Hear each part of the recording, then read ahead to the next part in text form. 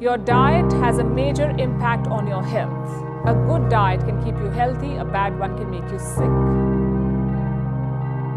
They found that 56% diseases in India are linked to a bad diet.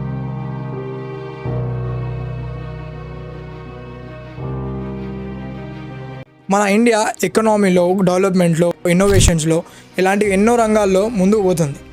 At the same time డయాబెటీస్లో, heart ప్రాబ్లమ్స్లో, ఒబేసిటీలో ప్యారలల్గా పెరుగుతున్నాం.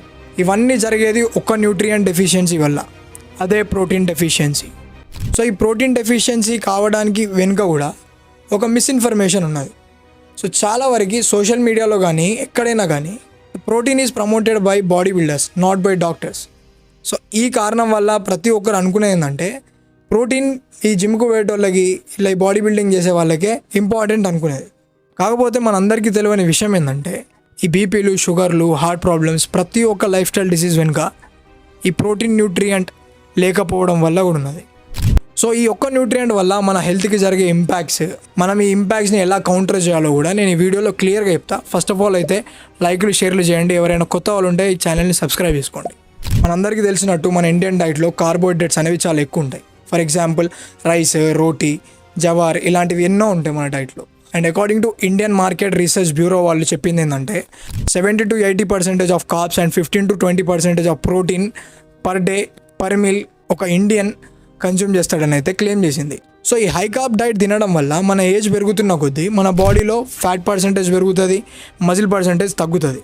ఎప్పుడైతే మన బాడీలో మజిల్ పర్సెంటేజ్ తగ్గుతుందో అప్పుడు మన బాడీలో వీక్నెస్ ఏర్పడుతుంది. సో ఎప్పుడైతే మన బాడీ వీక్ ఉంటుందో మన మెటబాలిజం తగ్గుతుంది. సో మన మెటబాలిజం ఎప్పుడైతే తగ్గుతుందో మన బాడీలో మళ్ళీ ఫ్యాట్ పెరుగుతుంది. సో మన బాడీలో ఫ్యాట్ పెరిగింది అనుకోండి, ఏదో ఒక హెల్త్ ప్రాబ్లం అయితే డెఫినెట్గా వస్తుంది. సో అందుకని మనం ఇలాంటి సిచ్యువేషన్స్ నుంచి బయటపడాలి అని అంటే ఫస్ట్ ఆఫ్ ఆల్ మనం అసలు ప్రోటీన్ అంటే ఏంటిది, అసలు ఆ ప్రోటీన్ మన బాడీకి ఏం చేస్తుంది, సో అసలు ప్రోటీన్ ఎంత తీసుకోవాలి పర్ పర్సన్ అనేది మనం తెలుసుకుందాం. సో మన డైట్లో ప్రోటీన్ డెఫిషియన్సీ ఏర్పడడానికి మెయిన్ కారణం వచ్చేసిందంటే ప్రైజెస్.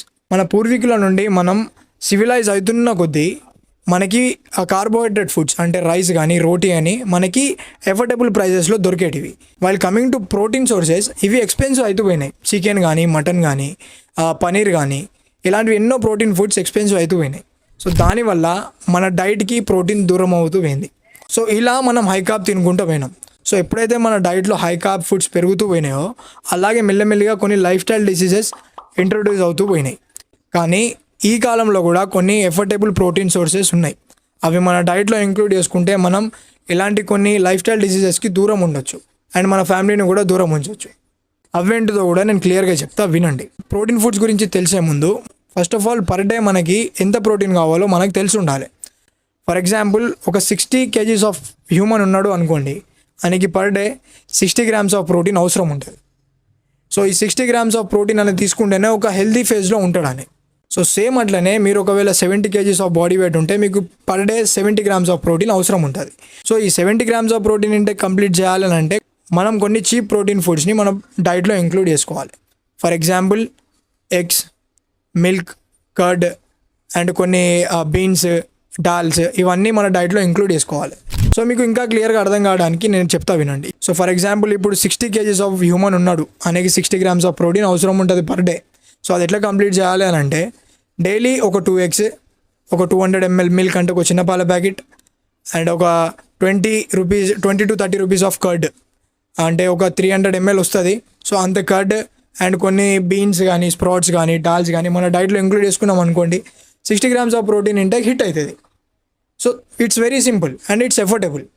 అండ్ ఈ వీడియోలో ఇంకో పెద్ద ట్విస్ట్ వచ్చేసి ఏంటంటే, సో ఇప్పుడు మీరు ఇవన్నీ తిని కూడా నేను ఇప్పుడు చెప్పిన లైఫ్ స్టైల్ డిసీజెస్కి దూరం ఉంటారా అంటే ఉండరు. ఏమైందిరా? ఎందుకంటే ఇవన్నీ తిన్న తర్వాత కూడా మనం ప్రతిరోజు ఏదో ఒక యాక్టివిటీ చేయాలి. ఫర్ ఎగ్జాంపుల్ రన్నింగ్ కానీ, వాకింగ్ కానీ, లేదంటే ఎలాంటి ఫిజికల్ యాక్టివిటీని మన లైఫ్ స్టైల్ ఇంక్లూడ్ చేసుకుంటే మన మెటబాలిజం హై ఉంటుంది. సో ఎప్పుడైతే మన మెటబాలిజం హై ఉంటుందో మన బాడీ క్యాలరీ ఎక్స్పెండిచర్ అనేది పెరుగుతుంది.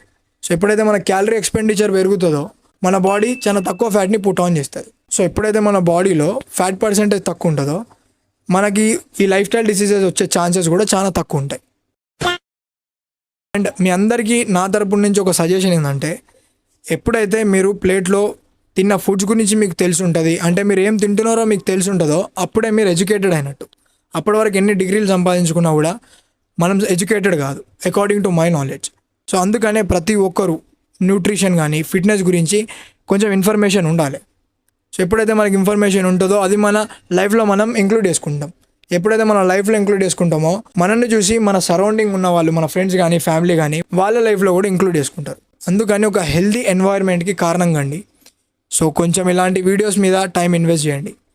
So thank you so much for watching this video. ఈ వీడియో టక్క చాలా చిన్నగా సింపుల్గా ఉండాలనైతే ఎలాంటి బయాలజికల్ టర్మ్స్ నేను వాడలే. So hope you people understood this video. So ఈ వీడియో నచ్చితే లైక్లు, షేర్లు, కమెంట్లు చేయండి. మీ ఒక ఫ్రెండ్తో ఈ వీడియోని షేర్ చేయండి. Thank you so much.